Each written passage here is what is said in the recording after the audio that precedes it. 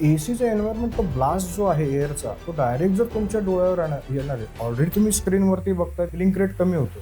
तुमचा डोळा अजून जर त्या एअरला एक्सपोज झाला तर इव्हॅपोरेशन त्या टिअर फिल्मचं लवकर होणार आहे आणि तुम्हाला ड्रायनेस लवकर जाणवणार आहे. एखाद्या मुलाला किंवा मुलीला जर चष्मा असेल तर त्यांनी वर्षातून 2दा तरी चेकअप केलंच पाहिजे. मी तर ॲडवाईस करतो की उन्हाळ्याची सुट्टी आणि दिवाळीची सुट्टी जशी शाळा कॉलेजेस नसते त्यावेळेला तर चेकअप करायलाच पाहिजे. आपल्या डोळ्याच्या बुबुळाचं सेंटर आणि त्या काचेचं सेंटर एकत्र आलं पाहिजे. तो एखादा जर माणूस जर चष्मा थोडासा खाली घालत असेल तर तो वरच्या काचेच्या वरच्या लेवलमधून बघतोय. ते सेंटर मॅच नाही झालं तर मग त्या व्यक्तीला त्रास होऊ शकतो त्या गोष्टी. AQI index, air quality of index ही जी खूप वाईट होत चाललेली आहे याच्यामुळे डोळ्यांवरती नक्कीच परिणाम होतो. आणि टू व्हीलर चालवणारे जे लोक आहेत आणि तीच मेजर पॉप्युलेशन आपल्याकडे आहे त्यांना त्याचा खूप प्रॉब्लेम होतो. मोतीबिंदू टाळायसाठी असं डायरेक्ट काहीच हे नाही. जसं केस पांढरे होण्यासाठी कसं टाळता येईल तर त्याला काही उत्तर नाही. तुम्ही डाय करू शकता पण ते टाळू शकत नाही पांढरे होणं. तसंच मोतीबिंदू हे एक्सपोजरमुळे आहे किंवा एजमुळे आहे. मुळात मी चष्मा घालावा का माझ्या डोळ्याचा नंबर सर्जरी करून काढून टाकावा, कसं ठरवायचं?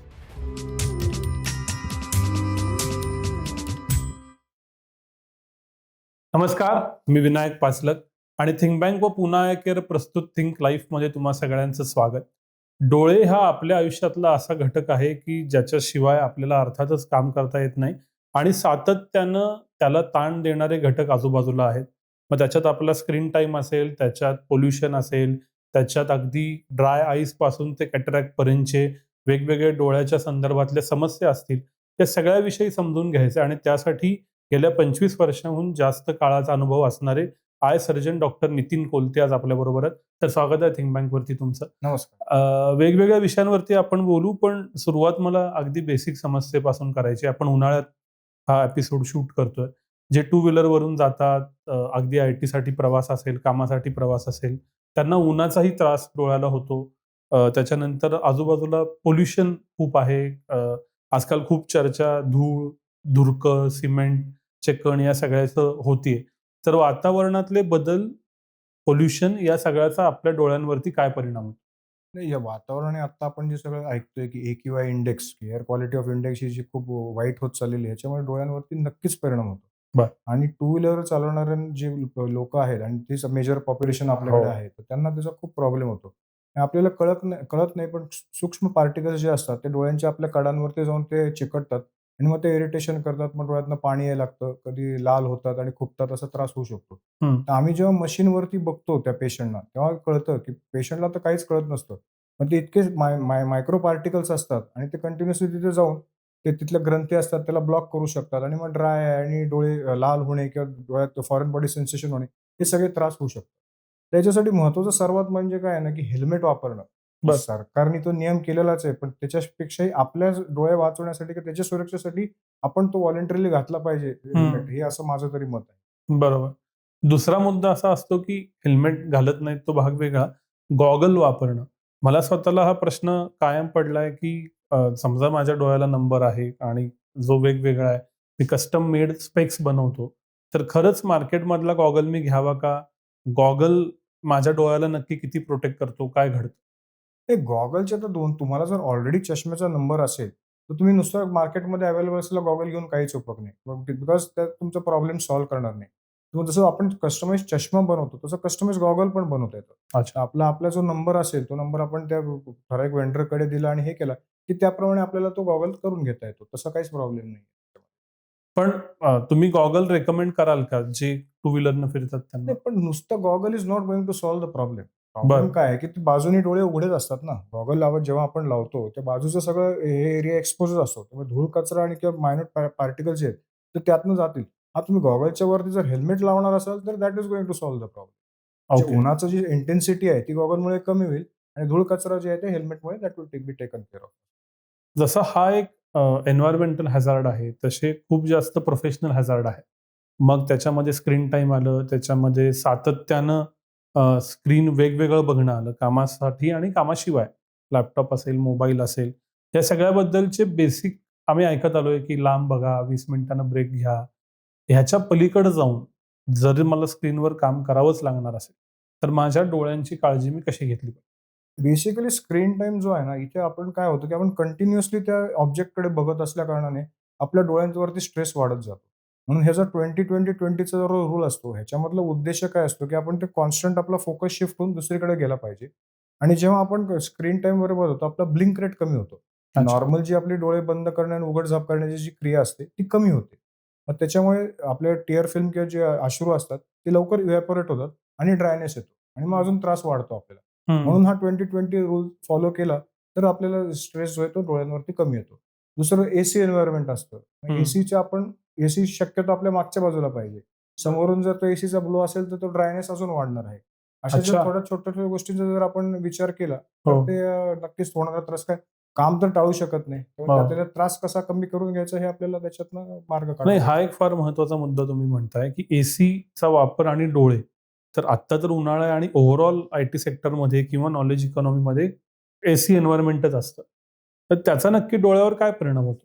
एसीचा एन्व्हायर्नमेंट तो ब्लास्ट जो आहे एअरचा, तो डायरेक्ट जर तुमच्या डोळ्यावर येणार आहे. ऑलरेडी तुम्ही स्क्रीनवरती बघताय तेव्हा तुमचे मी जसं मगाशी म्हणालो, की हं. ब्लिंक रेट कमी होतोय. तुमचा डोळा अजून जर त्या एअरला एक्सपोज झाला, तर इव्हॅपोरेशन त्या टिअर फिल्मचं लवकर होणार आहे अच्छा. आणि तुम्हाला ड्रायनेस लवकर जाणवणार आहे. जो हं. नॉर्मल जो आपल्याला जाणवतो, त्यापेक्षा जर डायरेक्ट ब्लो असेल, हं. तर शक्यतो एसीचा ब्लो हा मागणं पाहिजे.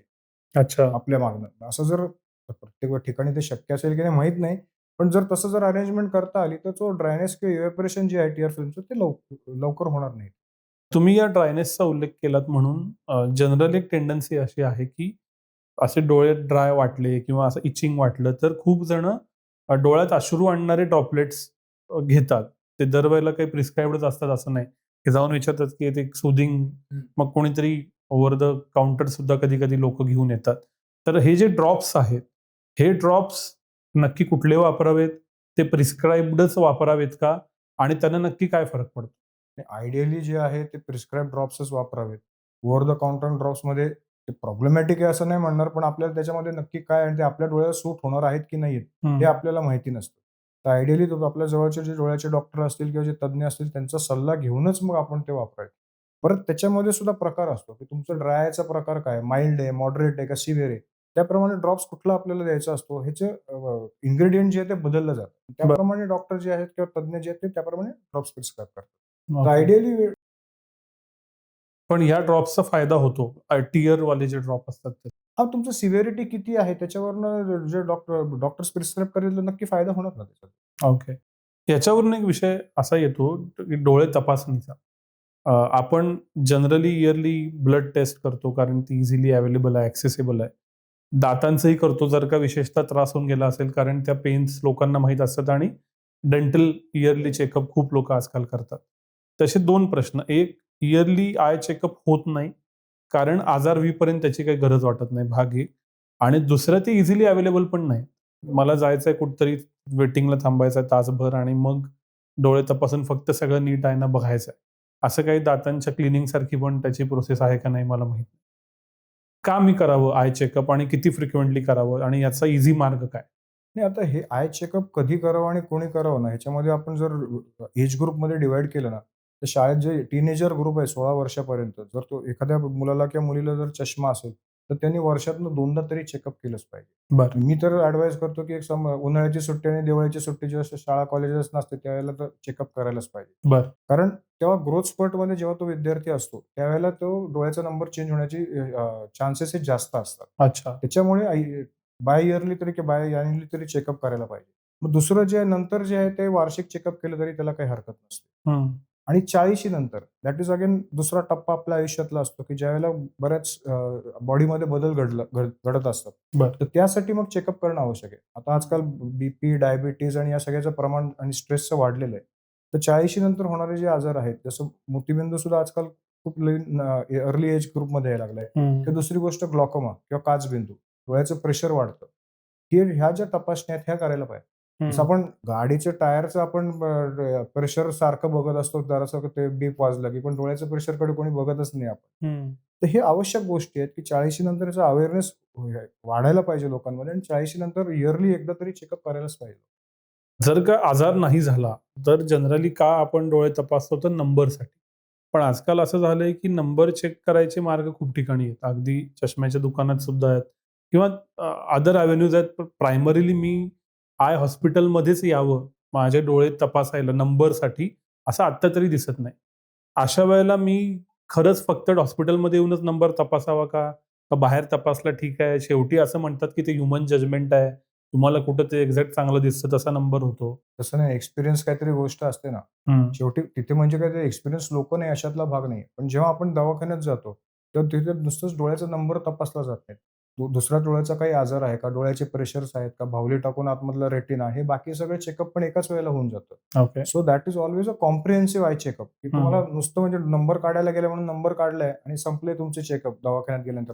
असं हं. होत नाही. बाकी सगळे पूर्ण तपासण्या केल्या जातात आणि चुकून समजा काही प्रॉब्लेम असेल, तर तो आपला डायग्नोज होतो आणि त्याच्यावरती आपल्याला ॲक्ट करता येतं. मला जो परवा माझ्या स्वतःचा नंबर मी चेक करायला गेलेलो चष्म्याची फ्रेम घेताना, त्यावेळी हे समजलं की तुमच्या चष्म्याच्या काचेची विशिष्ट लेन्थ हवी. टेम्पल कडेच्या ह्याची विशिष्ट लेन्थ हवी. तरच तुम्हाला चष्मा नीट वापरता येईल किंवा तो असा घालावा का असा घालावा यानेही खूप फरक पडतो. या सगळ्या पाठीमागचं सायन्स काय? ते बेसिकली ह्याच्यामध्ये कसं असतं, की आपले जे डोळ्याचे बुबुळ असतात, त्या दोघांमधलं अंतर किती आहे, ह्याच्यावरनं तो चष्मा कसा असावा ह्याचं गणित ठरतं ते. बरं. मग तुमचं आपलं जर इंटरप्युपुलरी डिस्टन्स आम्ही त्याला म्हणतो, की आय-पी-डी. त्या डिस्टन्सप्रमाणे तुमची आणि तुमच्या चेहऱ्याची ठेवण कशी आहे, त्याप्रमाणे ते फ्रेमचा साईज आपण चूज करतो आणि त्याप्रमाणे मग तो कम्फर्ट झोनमध्ये तुमच्या नाकावर कुठे बसतोय आणि दुसरी गोष्ट काय आहे, की आपल्या डोळ्याच्या बुबुळाचं सेंटर आणि त्या काचेचं सेंटर एकत्र आलं पाहिजे. तो एखादा माणूस जर चष्मा थोडासा खाली घालत असेल, तर तो वरच्या काचेच्या वरच्या लेव्हलमधून बघतोय. ते हं. सेंटर मॅच नाही झालं, तर मग त्या व्यक्तीला त्रास होऊ शकतो त्या गोष्टीचा. हं. मिसमॅच होणार आहे किंवा त्याचा हेडेक होऊ शकतो, त्याला काही दुसरे प्रॉब्लेम्स होऊ शकतात. तर ते सगळं मॅच करून जी आपल्याला योग्य फ्रेम आहे ती सिलेक्ट करणं आवश्यक. तर डोळ्याच्या नंबरवरून जो प्रायमरीली पुढचा मुद्दा येतो, ते म्हणजे डोळ्याचा नंबर कायमचा काढून टाकणे, की ज्याच्यात सर्जरी आल्या, ज्या तुम्ही करता LASIKपासून मगाशी आपण बोलत होतो स्माईल प्रोपर्यंत. मुळात मी चष्मा घालावा का माझ्या डोळ्याचा नंबर सर्जरी करून काढून टाकावा? कसं ठरवायचं? हे धिस इज अ व्हेरी म्हणजे इच्छेचा प्रश्न आहे हा. It is not a necessity. चष्मा वापरणं म्हणजे काय रोग आहे, आजार आहे अशातला काहीच भाग नाही. डोळ्याची नॉर्मल लांबी जी असते, त्याच्यामध्ये थोडंसं व्हेरिएशन आली की चष्म्याचा नंबर येतो. त्यामुळे चष्म्याचा नंबर असणं हे काही स्टिग्मा आहे किंवा अशातला भाग नाहीये. हं. आता करावा का नाही करावा हा इंडिव्हिज्युअल आहे. तर मग कधी-कधी काही-काही लोकांचा व्यवसाय त्या प्रकारचा असतो. जसं स्पोर्ट्समन आहेत, पोलिस आहेत किंवा मर्चंट नेव्हीमधले लोकं आहेत, जिथे मध्ये चष्मा हा अलाउड नाहीये. मग अशा लोकांना त्यांच्या व्यावसायिक ते गरजा जर असेल तर त्यांनी ते करून घ्यावं.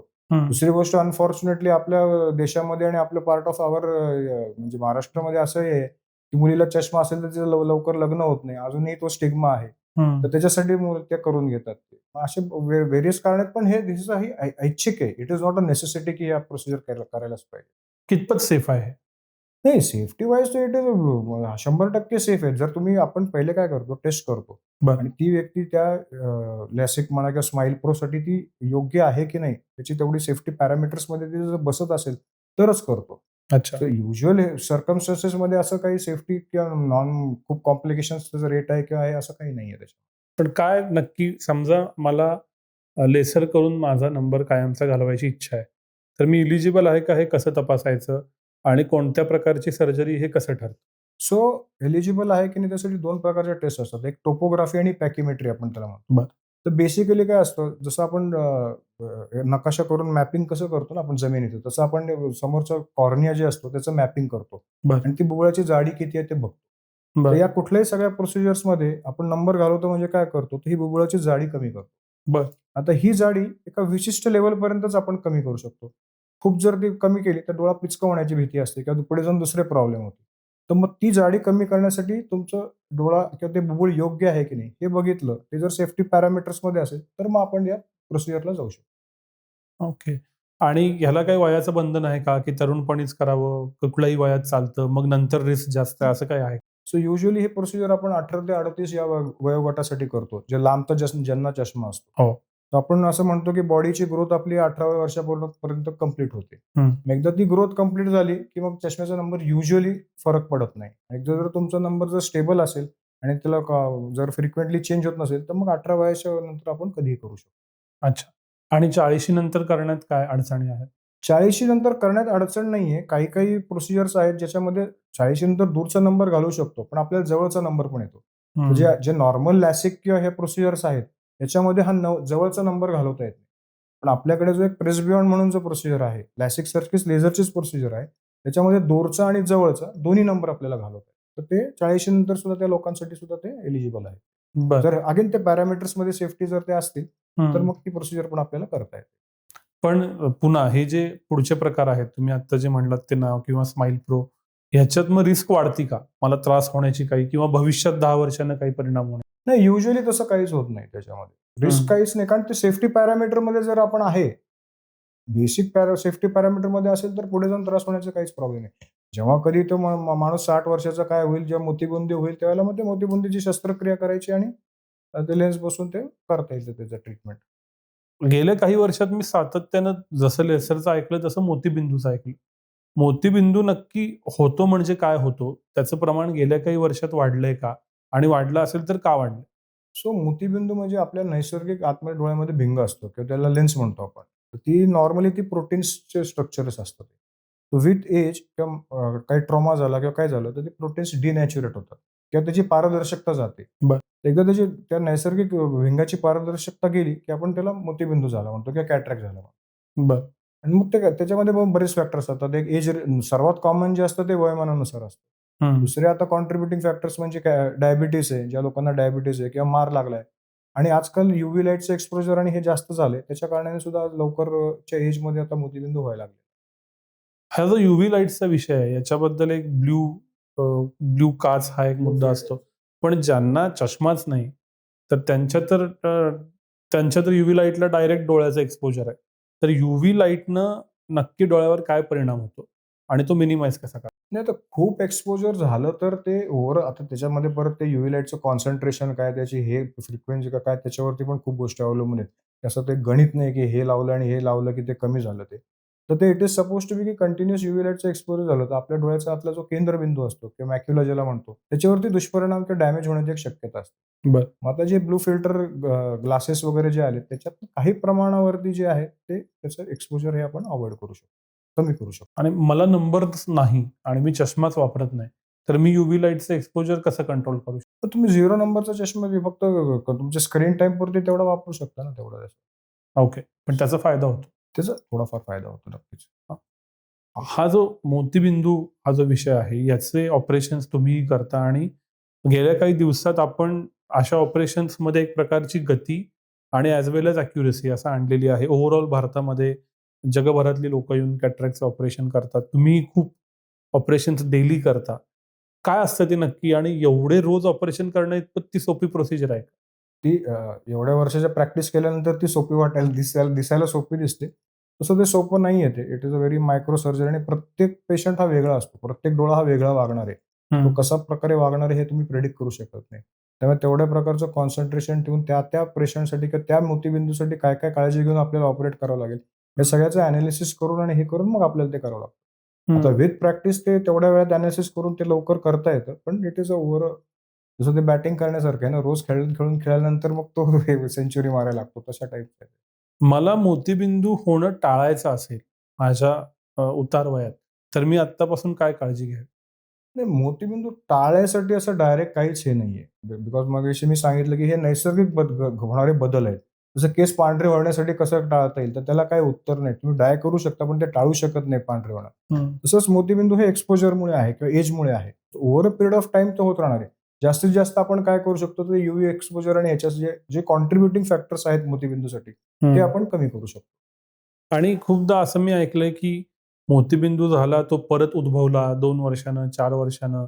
हे काय असतं? नाही, मोतीबिंदू नाही, त्याला आपण आफ्टर कॅटरॅक्ट असं म्हणतो, की आपण बरं. जे मोतीबिंदू काढल्यानंतर एक सपोर्टवरती आपण ती लेन्स बसवतो, की आपण जेव्हा ही मोतीबिंदू काढतो, तेव्हा त्याच्यामध्ये आपण एक कृत्रिम लेन्स बसवतो. कारण ती नॅचरल लेन्स काढल्यानंतर त्याचं काम कोणीतरी केलं पाहिजे. हो. त्यामुळे आपण एक आर्टिफिशियल लेन्स बसवलेली असते. तर ती ज्या सपोर्टवरती बसवली असते, कालांतराने त्याच्यावरती पेशी येऊ शकतात आणि त्या बरं. पेशी आल्या, की आम्हाला दिसायला भुरकट होतं त्या व्यक्तीला. कारण त्या पेशी पारदर्शक नसतात. मग त्याला एक छोटंसं लेझरचं प्रोसिजर असतं. ते केलं की ते परत लगेच क्लिअर होतं. त्याला परत ऑपरेशन किंवा असं करावं लागत नाही. नुसतं लेझरचं ते शॉट दिले की ते नजर परत सुधारते त्या व्यक्तीची. हा जो तुम्ही लेन्सचा उल्लेख केला, ओव्हरऑलच आय केअर हे खूप सब्जेक्टिव्ह दिसतं इन टर्म्स ऑफ मनी. ₹1000 ची पण फ्रेम मिळती, ₹200 ची पण काच मिळती, 20,000 ची पण फ्रेम मिळती आणि 20,000 ची पण काच मिळती. झेस असेल, कुठलेही ब्रँड्स असतील. सिमिलरली ऑपरेशन्सचा तुम्ही जो उल्लेख केला ते मी थोडं सर्च करत होतो तर अगदी काही हजारापासून ते काही लाखांपर्यंत त्याच्या किमती आहेत. एवढी सब्जेक्टिव्हिटी का आहे या क्षेत्रात? नाही, ह्याच्यामध्ये 2-3 प्रकार आहेत, की तुम्हाला क्वालिटी ऑफ व्हिजन जी अचीव्ह करायची आहे, त्याच्यामध्ये परत इंडियन ब्रँड्स आहेत इम्पोर्टेड ब्रँड. कुठलं वाईट किंवा कुठलं चांगलं आहे याच्याबद्दल नाही बोलत आहे. पण त्याच्यामध्ये आपण काय अचीव्ह करतोय, हं, की काही मोनोफोकल लेन्सेस असतात, की ज्याच्यामध्ये आपण डिस्टन्ससाठी 0 नंबर आणण्याचा प्रयत्न करतो आणि माणसाला जवळचं वाचायला नंबर लागतो.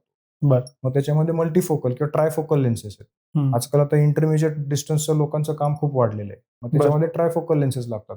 जे डिस्टन्स, इंटरमिजिएट आणि नियर असे तिन्ही डिस्टन्स कव्हर होतात. हं, किंवा मग इड ऑफ म्हणून लेन्सेस आले आहेत किंवा एक्सटेंडेड डेप्थ ऑफ फोकस म्हणतो आम्ही त्याला, की ज्याच्यामध्ये फक्त डिस्टन्स आणि इंटरमिजिएट खूप छान येतं. एकदम बारीकला नंबर लागतो. मग बरं. आता ह्या सगळ्या प्रकारचे जे व्हेरिएशन्स आहेत, त्याप्रमाणे ते cost of the lens very होते. मग ते कुठल्या कंपनीची आहे त्याच्यावर. जसं ₹200 शर्ट मिळतो आणि ₹2000 शर्ट मिळतो ना, हं, त्याच्या क्वालिटीमध्ये फरक आहे ना. तर तसंच या सगळ्या लेन्सेसच्या सरफेस पॉलिशिंग जे असतं किंवा त्याच्यामध्ये टेक्नॉलॉजी कुठली वापरली गेलेली आहे आणि बेस्ट क्वालिटी ऑफ व्हिजन काय देणार. आता एक एक आली क्वांटिटी आणि दुसरं क्वालिटी ऑफ व्हिजन आहे. म्हणजे आपण जे ओळी वाचायला होतो that is quantity of vision. पण हं, त्याच्यात क्वालिटी ऑफ व्हिजनचा पण कॉम्पोनंट आहे. जसं कॉन्ट्रास्ट सेन्सिटिव्हिटी आहे. हं. तर ह्या गोष्टी आपण डिस्कस होत नाहीत किंवा एवढं बोलल्या जात नाहीत. आणि या सगळ्या पॅरामीटर्सचा आणि कुठली आपल्या नैसर्गिक डोळ्याच्या जवळ काय मॅक्सिमम आणता येईल, हे सगळे पॅरामीटर्स ते ॲड होत गेले, की कॉस्ट ऑफ लेन्स आणि त्याच्या R&Dमध्ये जे पैसे लागतात त्यामुळे ती लेन्सची कॉस्ट वाढत जाते. हं. इंटरमिजिएट डिस्टन्स म्हणजे काय? किती म्हणजे कशाला इंटरमिजिएट म्हणायचं? 70 सेंटीमीटर पर्यंत जे असतं ते ओके. त्याच्यात. म्हणजे आपले लॅपटॉप आणि हे जे आता नवीन आलेले आहेत, तर ते इंटरमिजिएटमध्ये पकडलं जातं ते. बरं. ते आता हे हे डिस्टन्सचं कामच नव्हतं ना. आयदर डिस्टन्स असायचं किंवा नियर असायचं. 1 ओके. फुटाच्या अंतरावरती त्याला आपण नियर म्हणतो. हं, 30 सेंटीमीटरवरती. हं. 30 सेंटीमीटर ते 70च्या मधलं जे असतं, त्याला इंटरमिजिएट डिस्टन्स म्हणतो आपण. ओके. आणि त्याच्यानंतरचं जे असेल मग ते? ते लाँग डिस्टन्समध्ये येतं. ओके. आणि हे जे लाँग डिस्टन्सवरनं आठवलं, की आजकाल फ्लॅश लाईट्स खूप आलेत. लेझर्स आलेत. गाडी चालवताना सुद्धा समोरून एकदम प्रकाशाचा झोत अंगावर येतो. ह्या सगळ्याचा काय परिणाम होतो सो आयसाईटवर? लेझर लाईटचा तर खूप राहतं म्हणजे पेपरमध्ये पण भरपूर बातम्या आल्यात, की लेझर लाईट जर डायरेक्ट डोळ्यामध्ये गेला आणि मगाशी जसं मी म्हणालो, की त्या केंद्रबिंदूवरती जर हिट झालं, तर तो केंद्रबिंदू मग तो रेटिना जळून जातो. कारण रेटिना इतका पातळ असतो. त्या फुलपाखरूचा पंख कसा असतो, की एकदा आपण बोट लावलं, की त्याचा रंग जसा जातो, तेवढा तो पातळ आणि नाजूक असतो रेटिना. हं, त्यामुळे तो लेझरचा लाईट गेला, की तो तुमचा मॅक्युलस डॅमेज होतो. हं, हं, हं, त्यामुळे ती नजर जाण्याची एक भीती असते. हं. आणि हे एल-ई-डी लाईट्स आणि हे जे आहेत ह्याच्यानी असा खूप त्रास होत नाही. पण तो ड्रायव्हिंगला त्रास होतो तो होतो. पण त्याच्यानी डोळ्यावरती इजा किंवा काहीतरी दुष्परिणाम असं काही जास्त होत नाही त्याच्यात. पण असे काही लाईट्स डोळ्याला सूदिंग इफेक्ट देतात आणि काही लाईट्सचा त्रास होतो. कदाचित डायरेक्ट लेझर इतकं डॅमेज होणार नाही. ह्याच्या पाठीमागचं लॉजिक काय? ते लुमिनोसिटी ना. त्याची हं, जी प्रखरता आहे आणि तो किती आतमध्ये आपल्या डोळ्याच्या ह्याच्यामध्ये जातोय. आपल्या डोळ्याची बाहुली जी असते ती कॅमेराच्या शटरसारखी असते ना. जेव्हा लाईट कमी असतो तेव्हा ते मोठे होते, जास्त आला की ती छोटी होते ती. तर तेव्हा ती लाईटची इंटेन्सिटी किती प्रखर आहे आणि तो किती आत लाईट जातोय त्याच्यामुळे तो डिस्टर्बन्स जो होतो आपल्याला किंवा डिस्कम्फर्ट जो जाणवतो तो त्याच्यामुळे जाणवतो आपल्याला. तुम्ही म्हणालात की वेगवेगळ्या प्रकारच्या लेन्सेस तुम्ही ऑपरेशनमध्ये वापरता. तर मी नक्की गरज पडलीच माझ्यासाठी, माझ्या नातेवाईकांसाठी, तर कोणत्या प्रकारची लेन्स निवडावी याचे काय क्रायटेरिया असतात? सो पहिली गोष्ट म्हणजे एज काय पेशंटचं. दुसरी गोष्ट ऑक्युपेशन काय? आणि म्हणजे मग ऑक्युपेशन आली की त्याची म्हणजे मग आपल्याला कळतं की त्याची गरज काय?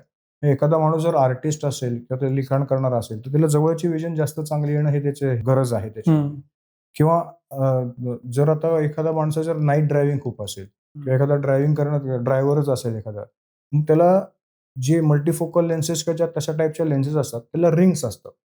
बरं. रिंग्स असलं की समोरून गाडीचा लाईट आला की ते कधी-कधी लाईट पसरू शकतात आणि नाईट ड्रायव्हिंगमध्ये त्याला प्रॉब्लेम होऊ शकतात. मग तशा प्रकारची लेन्स आपण त्या व्यक्तीला सजेस्ट करत नाही. हं, त्यामुळे त्याचं प्रोफेशन काय, वय काय? आता एखाद्या हाउसवाईफ असतील, की त्यांना कसं असतं की त्यांना ड्रायव्हिंग करायचं नसतं किंवा ते बऱ्याचदा करत नाहीत त्या.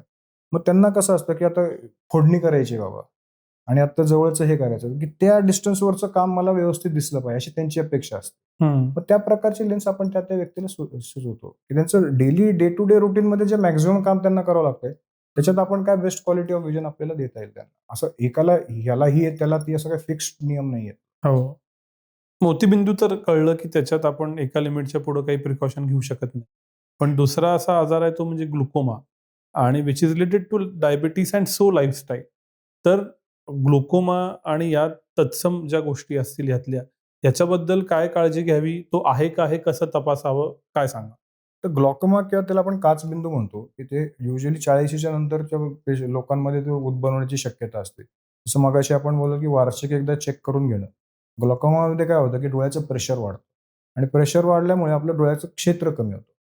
त्यामुळे सेंटरची नजर जी असते ती कायमपर्यंत छान असते. त्यामुळे आपल्याला लवकर जाणवून येत नाही ते. म्हणून त्या क्षेत्र त्याच्या टेस्ट असतात. पेरिमेट्री म्हणून टेस्ट असते, की आपल्याला डोळ्याचं क्षेत्र मोजता येतं आपल्याला. अच्छा. जर मग त्या व्यक्तीला तसा प्रॉब्लेम असेल किंवा आपली नसमध्ये चेंजेस दिसतात, डॉक्टरने एकदा तपासलं, की त्यांना दिसतात, की ही चेंज आहे, की हे कदाचित ग्लॉकोमाच्या दृष्टीने किंवा काचबिंदूच्या दृष्टीने ह्या चेंजेस वाटतायत.